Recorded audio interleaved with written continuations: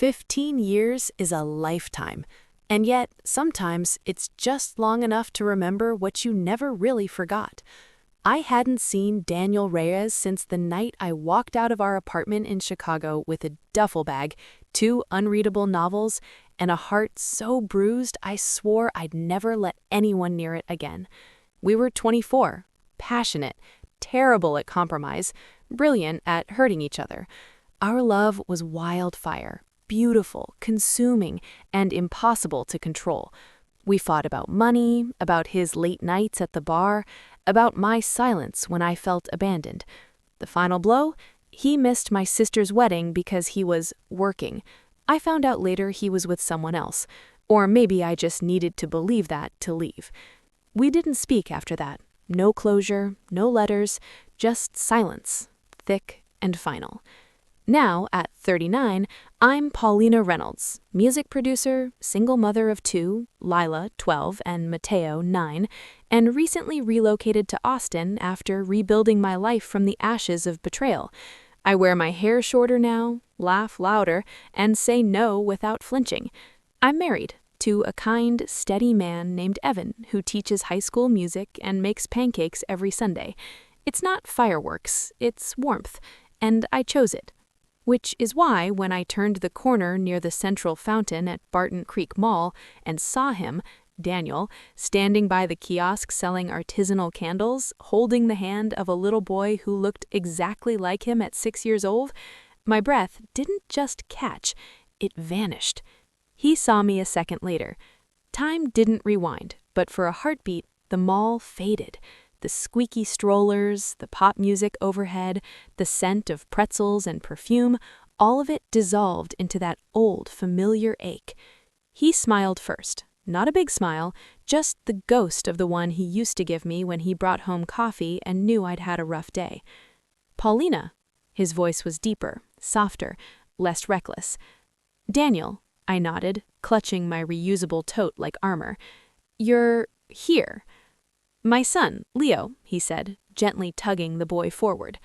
"This is an old friend, Leo, Miss Paulina." Leo waved shyly. "Hi." "Hi, Leo," I said, softening. "Nice to meet you." Then, from behind me, "Mom, can we get smoothies?" Lila appeared, rolling her eyes in that pre-teen way that says, "I'm too cool, but also starving." "This is Lila," I said, "and that's Mateo chasing the pigeons by the fountain." Daniel's eyes followed my son, wild-haired, barefoot in sandals, laughing as he tried to lure birds with a cracker. A flicker crossed his face. Recognition? Regret?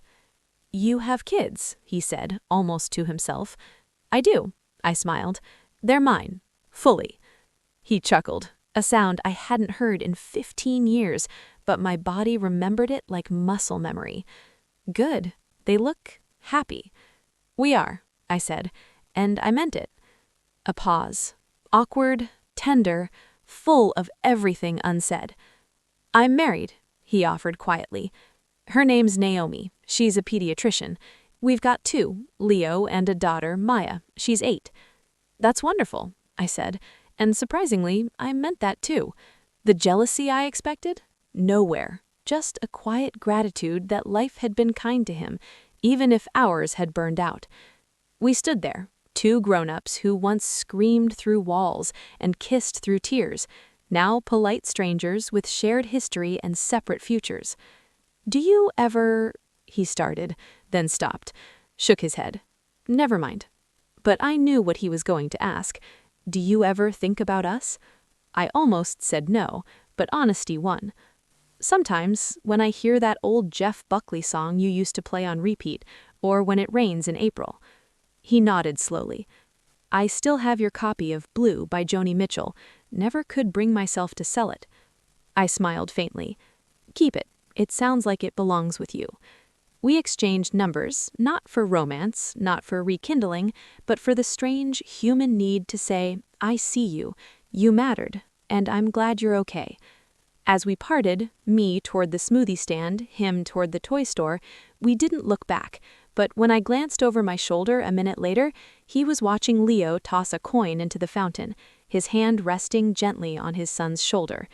And I realized something.